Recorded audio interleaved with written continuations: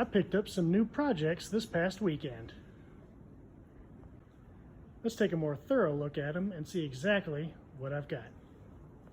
First, we start with the Versus Hogan's Alley. Now typically these have a Nintendo monitor in them, a Sanyo monitor, but this has a Cortec, so it's got an adapter to make it work. Also, instead of the normal Nintendo Revolver, it has a HAP45 with an adapter to make it work. Let's plug it in and see what happens. This monitor comes on and looks alright, but you can't see it in the video. It's kind of flashing in and out with its brightness. But this seems to work and is accurate.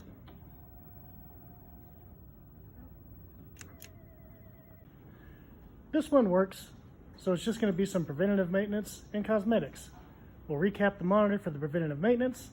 We'll replace the T-molding on the sides. We'll put a new bezel around that monitor and make sure that marquee light isn't just lit on one side. Overall, this one's not going to be too bad. For now, it goes into the pile. Next, let's check out this baby Pac-Man. Everything here seems complete. The MPU has been replaced with a Altec replacement. Everything else seems to be original and not very well secured. The monitor seems to have a sync issue that I can't adjust out, but the game does boot. Let's try to play it. The game starts and plays. I had a hell of a time trying to get down into the escape without being able to see it, but the pinball part did start as well. So, once this monitor gets fixed, this should be a fully working game. We will rebuild and recap the monitor. We'll clean up this play field, put new rubbers on, and change these lights to LEDs. Probably replace this control panel overlay with a brand new one. And the side art on one side is okay, but is completely missing from the other, so we'll probably order a new set of that as well. Next, NFL Blitz 99. This looks complete inside, but it has a Sega monitor in it, which I find odd, but hopefully it works. Played a game on it already, and it's got the original 49-way optical joysticks, and they both work great. Good looking monitor, good looking artwork. All you gotta do is rebuild this monitor for preventative maintenance, put some new lights in it, clean it up. Next up, we have this pair of Time Crisis 3s.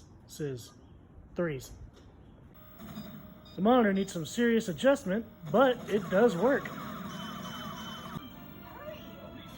This second Time Crisis 3 needs the power from the first for it to run, but its power supply is bad, so let's replace that. I can hear this one playing, but the monitor's not coming on even though it's got power, so this one is playing blind. The pedestals are buried way back here, so I can't fully test those, but I've got at least half a Time Crisis 3 right now. And lastly, this Daytona USA 2.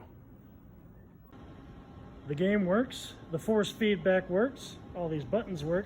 The shifter only does third and fourth gear, but that can be fixed. Even the seat adjustment works. It doesn't have any sound, but the volume control and everything isn't plugged in, so that's probably why.